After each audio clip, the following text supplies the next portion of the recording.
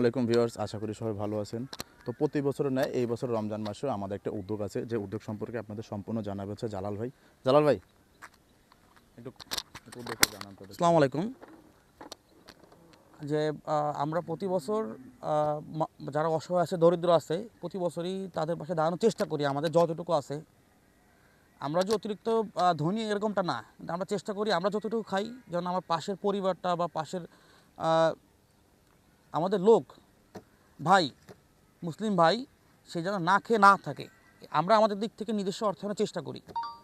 তা আমাদের পক্ষে তো আসলে খুঁজে খুঁজে বের করা সম্ভব না আসলে কে আসল এই উপহারটার প্রার্থী।